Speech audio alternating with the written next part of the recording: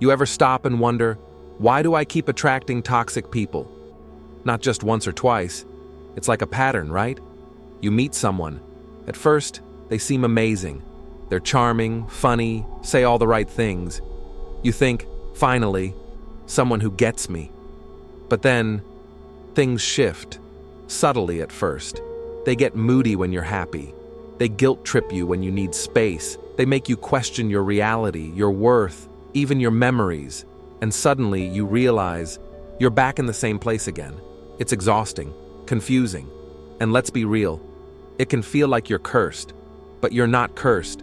You're conditioned. And psychology has a lot to say about why toxic people always seem to find their way into your life. Let's start here. Your brain doesn't crave what's healthy. It craves what's familiar. If you grew up in an environment where love was conditional, unstable, or inconsistent, your understanding of connection got shaped around that chaos. Maybe one parent was emotionally distant. Maybe you were praised only when you were perfect, quiet, helpful. Maybe "I love you" was something you heard only after proving yourself. So what happens when you grow up? You gravitate toward people who recreate that feeling, not because it's good for you, but because it feels normal. It's like emotional muscle memory. You've been trained to chase after love instead of receiving it freely. This phenomenon has a name: repetition compulsion. Coined by Freud, it's the unconscious urge to relive past emotional wounds in new relationships, hoping for a different outcome.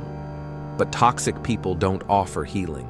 They offer familiar damage dressed in new clothes.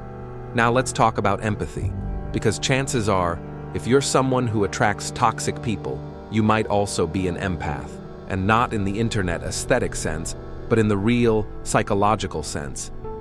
Empaths feel things deeply. They notice when someone's energy shifts. They're sensitive to tone, tension, and emotional undercurrents. This makes them incredible listeners, loyal friends, and loving partners. But it also makes them targets. Because toxic people, especially narcissists and manipulators, are drawn to people who give and forgive easily. It's a classic predator-prey dynamic. They mirror your emotions at first. They seem intense, romantic, present. But this love-bombing phase is just a hook. Once you're emotionally invested, the mask slips. They start controlling the narrative, twisting facts, invalidating your feelings. But because you're an empath, you try to understand them. You think, maybe they're just hurting. You stay, you explain, you empathize. Psychologist Craig Malkin calls this the egoism-narcissism dynamic. Egoists are people who minimize their own needs and voice to avoid conflict, while narcissists maximize theirs.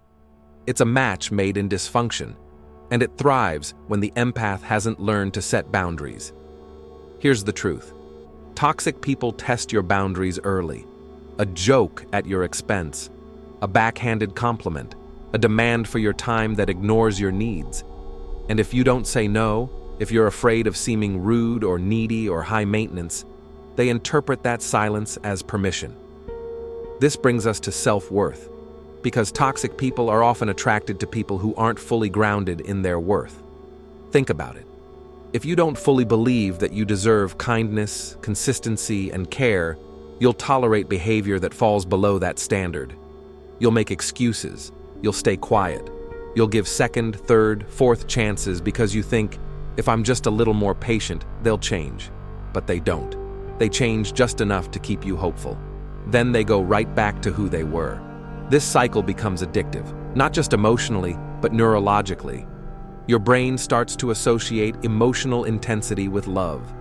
So calm, healthy relationships, they feel boring. You miss the highs, even if the lows were devastating. This is what psychologists call trauma bonding. Trauma bonds are built through intermittent reinforcement, when good behavior and bad behavior are randomly mixed. One moment they're sweet and caring, the next they're cold and distant. That unpredictability creates obsession. You keep trying to win back the good version of them. But here's the trap. The good version isn't real. It's a performance. The real person is the one who dismisses your pain, not the one who showers you with attention when you're ready to leave. And that brings us to something most people overlook. Many of us were taught to ignore red flags. From childhood, we were told to be nice, be quiet, don't overreact, don't make waves. Maybe you were raised in a household where expressing anger got you punished, or crying made you dramatic, or questioning authority was seen as disrespectful. So now, as an adult, when someone makes you uncomfortable, you second-guess yourself. You think, maybe I'm overthinking it. You give benefit of the doubt. You silence that gut instinct that says, something's off. But that gut feeling, that's your intuition. It's data. It's wisdom. And when you ignore it, toxic people thrive because they need you to question yourself. The more unsure you are, the more control they have. One of the deepest roots of toxic attraction is loneliness. Let's be real. Being alone is hard. When you're alone, there's no one to distract you from your thoughts, your insecurities, your fears of not being enough. And toxic people, they offer escape from that silence. They flood your brain with attention, drama, stimulation, and suddenly, you don't feel alone. You feel needed. But here's the twist. You're not afraid of being alone. You're afraid of what comes up when you are. That's why so many people go from one toxic relationship to another, because the silence feels like suffering. But if you sit with it, really sit with it, you start to see the truth. Peace isn't boring. It's healing. Being alone is not the same as being abandoned. It's where you reclaim your voice, your boundaries, your worth. Another concept to understand is codependency. Codependency is when your sense of value is tied to how much you can do for others. It feels noble, always being there, always fixing, always saving. But it's actually a form of self-abandonment. And toxic people love codependent partners because they know you'll sacrifice your needs for theirs. So how do you break the cycle?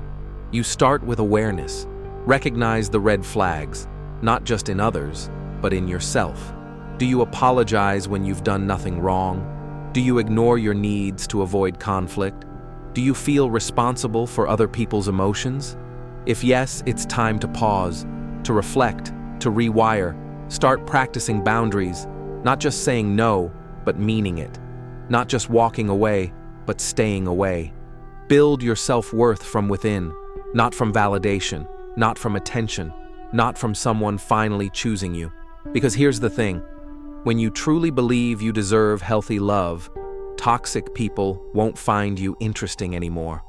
They'll sense the strength in your silence, the confidence in your calm, and they'll move on, because they can't control someone who knows their value.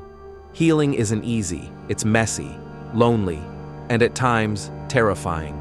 But every time you choose yourself, your peace, your truth, you're rewiring years of conditioning, you're breaking ancestral cycles, you're becoming the person you needed when you were younger, and that's powerful. So if you've ever thought, why do I attract toxic people? Know this. You were never the problem, but you are the solution. Choose better, even if that means choosing yourself first. If this hit home for you, don't just keep it in your head. Start changing the pattern. Hit that like button if you've ever dealt with toxic people. Subscribe for more psychology-backed insights that actually make sense. And drop a comment below. What's one red flag you'll never ignore again?